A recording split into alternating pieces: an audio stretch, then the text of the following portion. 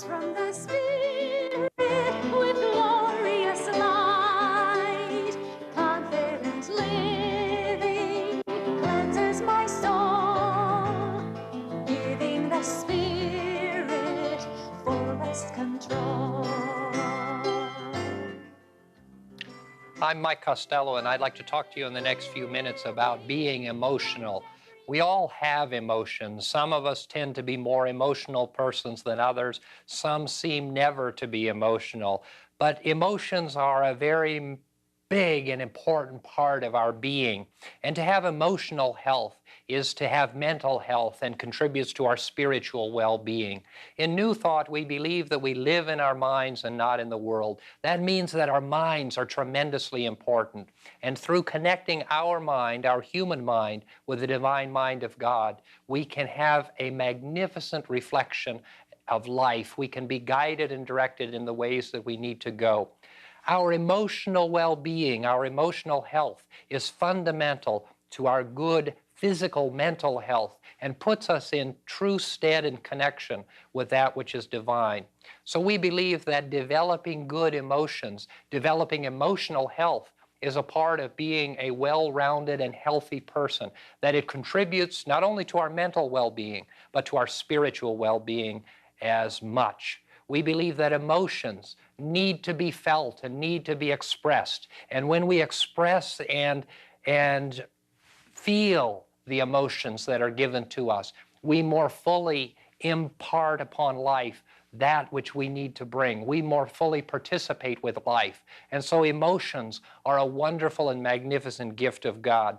We have emotions that are positive and we have those that are negative. We have those that make us feel joyful and we have those that make us feel sad. And taking all of those into consideration and feeling them all is a part and parcel of being alive. We've often said that tears are the greatest gift of God. Most of us don't like to cry. We don't necessarily want to cry.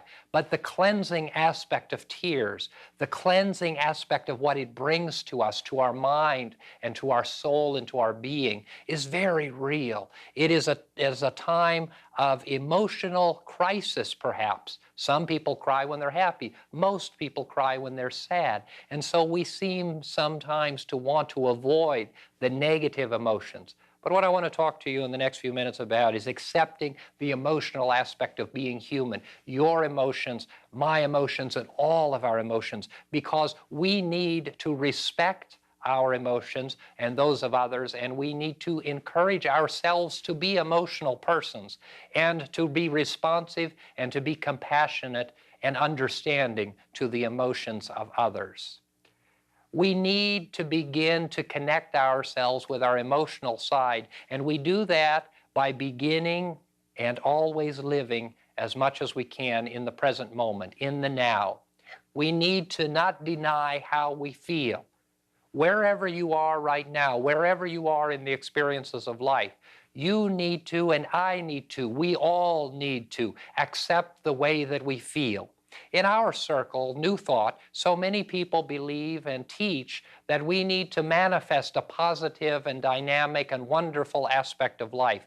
We need to have a view of life that is always connected to the higher and more positive. And certainly we believe that. But as we teach that in New Thought, we aren't saying that we need to detach from the reality of the negative experience of life, detached from the hurt or the limit or the lack or the illness. What we say, and we say it as affirmation and denial, we say we affirm that which is positive and we deny the power over which the negative influences have. So many people in New Thought miss that distinction, and so they affirm the good and they deny that which is negative in their life. And when we do that, we fail to accept where we really are, how we are really feeling. If we don't have enough money to pay the bills, we know that we are lacking in prosperity.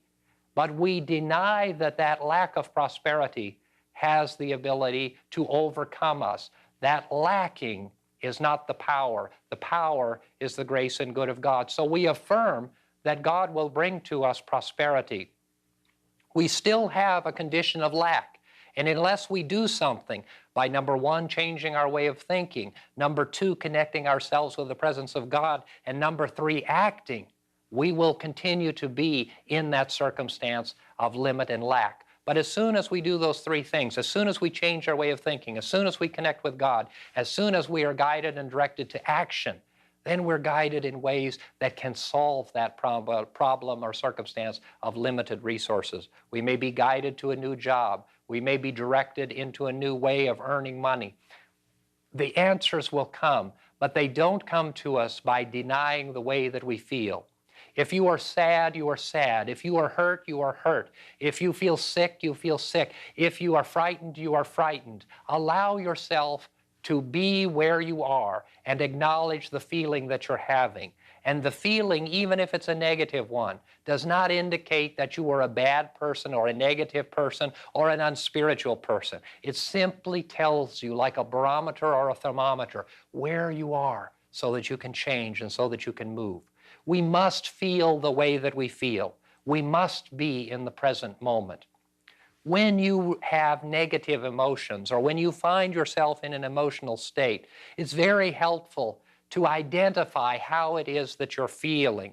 And as we do this, we want to remind you that emotions are single-named entities. So often when people begin to talk about how they're feeling at a given moment or in the midst of a certain circumstance, they take a sentence or two or even a paragraph to describe how they're feeling. Our emotions are described in single words. And so when we get in touch with our emotional side, when we get in touch with how we're feeling, it's most helpful from a mental standpoint and from an emotional standpoint to identify it and name it with one word. A word like being sad or glad or mad or guilty or frightened or defeated or hateful or loving. All of those are different. Some of us see some of them as positive and some as negative. They all are appropriate at any given time in our lives based upon what it is that we're experiencing. New Thought teaches us that the power and grace of God empowers us and strengthens us always. It means that we do not have to detach ourselves with life. It doesn't mean that we have to change the circumstance and situation of life. It means simply that we change our way of thinking about life. And when we change our way of thinking about life and become attached to the divine presence of God and embrace the principles of New Thought, we change, not the circumstance or situation. And even in the most difficult circumstances or situations or the most negative emotional times in our lives, we are strengthened and empowered because of the way that we think. Feelings are acceptable always. You are allowed to feel the way that you need to feel, the way that you want to feel, the way that you feel. So often in our lives, we're taught that certain emotions are unacceptable. And because we're taught that they're unacceptable, or we begin to believe that they're unacceptable, we no longer allow them to come forward in our lives. We no longer allow them to come out of us. And if they don't come out of us, then they stay within us. And if they stay within us, suppressed and oppressed enough, then our mental health, then our emotional health, and our spiritual health is impacted.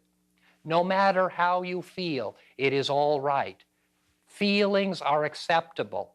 And the reason that you are feeling the way that you're feeling is based upon your perception, your ideas, and your thoughts about something that has happened to you, to someone around you, or in your life. And that's all right. Whenever we begin the process of feeling a certain way, an emotional dynamic comes into our lives, and we begin to say that we ought or we should either not or have this feeling, we need to be alerted to the fact that we are questioning our emotions. We should never say, I ought to be at peace, because we need to be where we are. And once we acknowledge where we are and accept where we are, we can change. When we are hurt and when we are hateful or we are unloving, when we begin the process of saying, I should be feeling love, we are denying the way that we're feeling, and we're not in touch with the reality of the present moment. As soon as we move into an ought to or a should consciousness, we move out of the present moment, and we need always to be in the present moment of life. When we're in the present moment, we are where we need to be, and then we need to decide whether or not we need to change our way of thinking. Feel what you feel.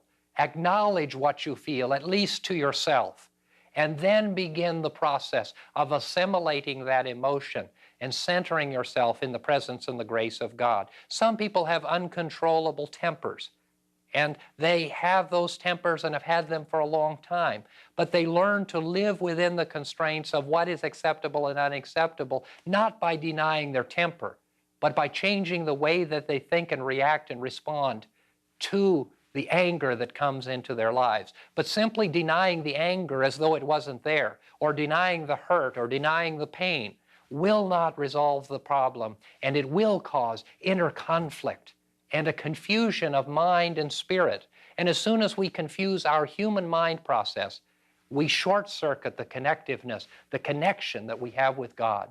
God will never judge you because of what you think, any more than God will ever judge you because of what you do. Now, that may be a departure from what you've been told in the past or what you have believed in your faith tradition. But the reality is that God does not make those judgments about us. We make them about ourselves.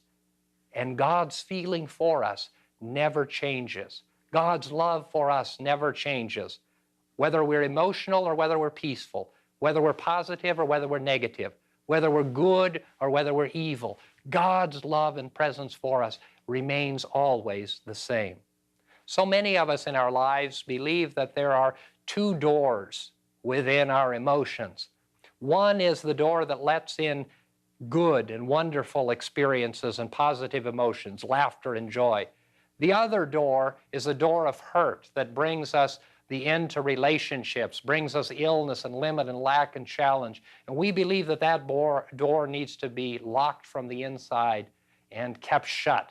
And we want the other door that's bringing us good just to be open all the time, and that negative door to be locked. In truth, there is only one door in our lives. That door is contained within our mind, and it must always be open. And it allows us to go in and come out. It allows others to come in and go out. It allows emotions and thoughts and experiences to come in and go out. It is important that we have this inflow and outflow, but through the same door, and that we're not limiting and not separating our life into compartments that we believe to be good and right and others that we believe to be wrong. Be emotional. Allow yourself to feel the way that you feel in every given circumstance, and know that no matter how you feel, the love and presence of God is always accessible to you, and that this divine mind of God, this infinite intelligence, will guide and direct your way of thinking to stabilize your emotions and to allow you to have a new way of thinking about life.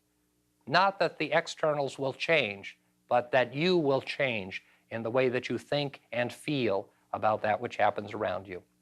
We'd like to pause at this point in the program for a moment of prayer. We believe that prayer and meditation give us an opportunity to center and connect ourselves with that which is divine.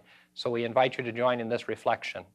Eternal God, we gather our hearts and minds together in the joy that we have in our emotional health and in our emotional connection with you and with all of life.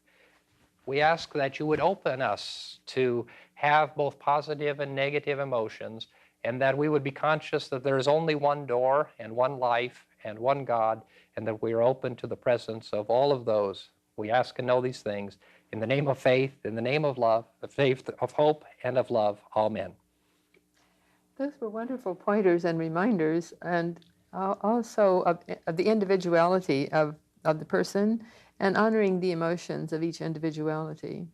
I think we're afraid of emotions so often. We're afraid. People who are emotional by nature have been told, you're emotional and I just can't put up with you, stop it. And we have people who are unemotional, and we have also parents who tell children that they should be less or more emotional. So we have all of the judgments of emotion. And what we really need to do is encourage people to connect with the emotional side of themselves. And of course, we see a lot of that now in terms of masculine and feminine relationships. Yeah. But what that's really talking to and speaking to is the emotional nature of our being. Yes, and it's such a terrible thing when people make their children stuff their emotions down instead of letting them come out. And I think that's the cause of so many diseases. And the people who have who don't know what how they can let their own personality, individuality express, well, they usually get some kind of dread disease because they don't know how to express that emotion to bring it through. They don't allow it to come out. Yes. And so it stays within them. And of course, anything that stays within us, Yeah. anything, Yeah. physical or spiritual, mental, when things remain inside us, they become stagnant. That's right. And emotions that remain within us and buried deep not only become stagnant, but they become destructive. Yes, and it's been shown that very often cancer is caused by repressed resentment, and almost always that's true. And so many of the experts now are finding that that's true. But esoterically and clairvoyantly, it could be seen from time immemorial. But now Dr. Simonton and other doctors have brought that information forth in a more prevalent way. Mm-hmm. I think that we do have resentment. I think most of us are willing to express the happy emotions. Yeah. And some people aren't. Some people have emotional paralysis. Yeah. And I think that is of course, a serious problem. But we're willing to accept the positive emotions. We're willing to accept when we feel good, but we're not willing to acknowledge and accept when we don't feel good. And I think in our circle, in New Thought, truth students have somehow decided that it is not acceptable to fail to always be positive, Yes. fail to always be healthy, fail to always be prosperous. And all of those things visit all of us. And one of the great examples that I see that saddens me so tremendously is when I see someone who has been in this work for many, many years, a wonderful truth student, and the first time they become seriously ill, they begin to ask why. Yeah. And they don't wish to express where they are and how they are feeling in this experience. And it isn't an issue of being bad or good. Well, it just is. Of course. And no one is going to live forever. And the body gives out in various ways for various people. And I personally think we can contract to have a healthy, strong body before we come in. We can ask for it, and then we get a healthy, strong body. And sometimes we don't get a healthy, strong body. And we have pre-birth agreements for various factors of our lives, and we plan to work through specific karma through certain aspects of living. And so sometimes it's a poor body that helps us to do that, and we plan for that. I know Maria Moreno, my favorite medium, well, one of those two persons who come through and give her information all the time, Pepe, well, he was a hunchback in his last life, and he still shows himself as a hunchback on the inner just for identification. Mm-hmm. And he was a hunchback his last 3 lifetimes, and they've not been recent. And so that's how he expressed to the world the personality that he chose to express to the world so that he could work through the karma that he came in to do and do the work that he came to do. Mm-hmm. And in that case, you're seeing something that may be unattractive to many people. Yes. And when we're able to show the unattractive side of our being, then people are able to help us, and we're able to help ourselves by identifying where we are and how we feel. Yeah. And so often the negative aspects are really a buildup of negative emotions that are suppressed and repressed within us. Yes, and we have to accept that what is, and then try and change it to the better if we can. And if it's not possible to change it, then to live with that aspect in a high way. And we know many people who do that, mm-hmm. many brave souls who go through life with problems, afflictions, and problems within their physical body, and yet they lead wonderfully and glorious lives. Mm-hmm. Yeah, the negative aspects of our life and the negative emotions can become positives. But when we begin to judge them and we begin to deny them, that's when we short-circuit the good that's open to us. Yes, and many do deny it. And clairvoyantly, the body can be seen, the emotional body. We have the 7 bodies, and the physical body, which we see, and then the etheric body is the energy body. And that brings through the prana and the oxygen and the energy into our physical structure. And then the emotional body is next, and that's the aura that most people see when they can see the light around people. Mm-hmm. And so you can tell by that how people are. And very often they're not what they say they are because they're being so very emotional on the inside and then seemingly calm on the outside. But of course, if you look closely, you can see that they're not seemingly calm. And that very act itself is destructive to that individual because they're not being themselves. They're not working through whatever that problem occurred. And that's the key, that we work through the problems, we work through the lessons and the experiences that we have in life. And our emotions so often create for us guideposts or street signs for this pilgrimage or journey that we have to make. And so when we deny our emotions, we deny how we're feeling, then the lesson is lost, or at least the lesson is diminished. And so often people, I think, are afraid, again, to come back to the negative side of life and to acknowledge that they're in the midst of a negative experience. Yes. You know what's so tragic, too, is that so many people live their lives the way they think other people expect them to, and that might not even be the expectation of the other person. But people live their lives, and I've seen that in my family and in people I know in Kentucky. It seems that in certain areas of the world, people are more reticent to truly be themselves. They project that which they think others expect them to or wish them to. And again, it's not always what people really want. Mm-hmm. In more controlled societies, I think that is absolutely true. And families and circles and certainly regions of the country and world are stronger in that.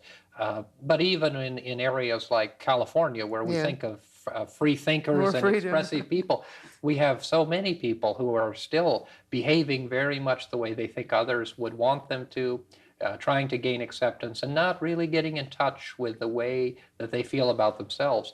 And of course, to see a person that is very unhappy with themselves projecting a positive image just tells us what must be going on inside that person's mind and body and person. Yes, and as long as we're not attacking another person, people don't really care what we think or say. I know a friend of mine said to me, you are so adept at telling people what you think of them in an unflattering way with a smile on your face, and nobody ever gets mad at you. And I said, well, I think what I do is say how I feel. I'm not judgmental. I don't say, well, you should or shouldn't do that, but I say it makes me feel such and such. Or else I ask, why do you do whatever it is? And then they have a chance to answer why they do that. And then they can see the folly sometimes of their actions, that it hurts others, it hurts themselves. But it's being non-judgmental, I think, is the key. Mm-hmm. And being willing to let people be angry with you or express that anger. I know I've known you for many years, and I don't think that you would be hesitant or feel badly about people who feel that way about you. That's right. That's right, because they have a right to be angry, and usually it's because they misunderstood something. And so and then that way people have a chance to say what made them upset and what it was they didn't like.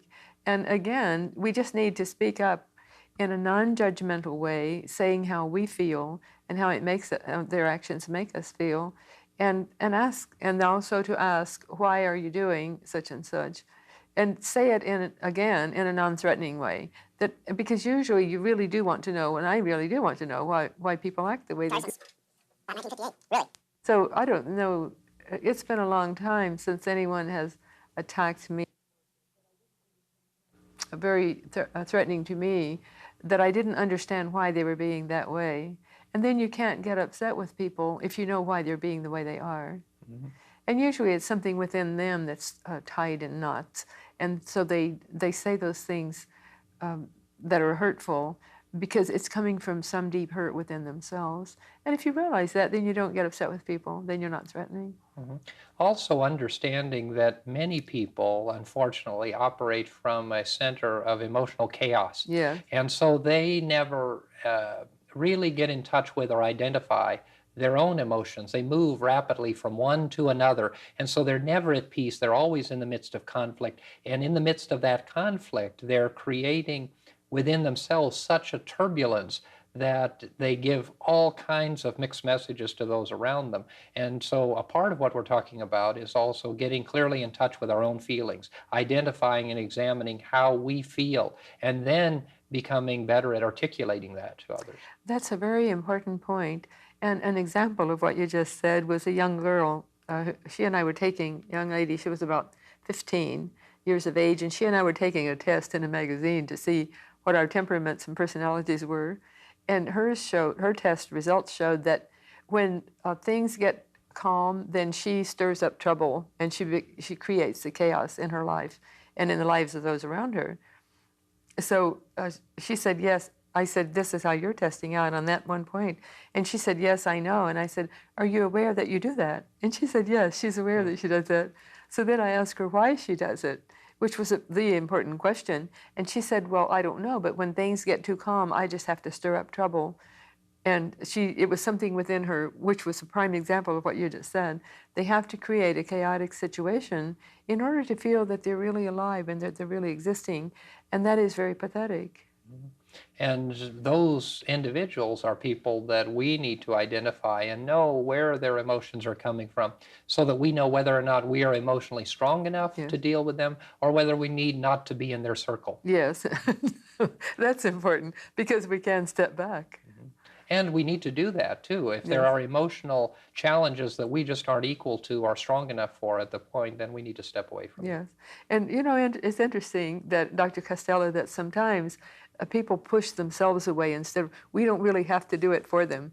They will create a situation so that you're pushed away from them.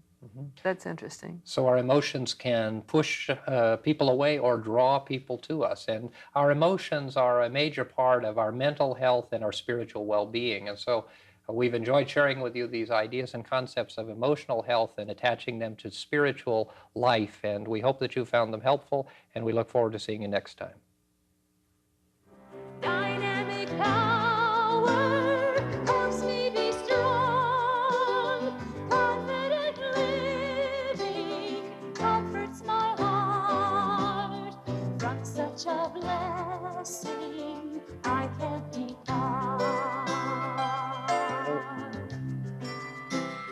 Confident living helps me expand visions of value, the kingdom at hand.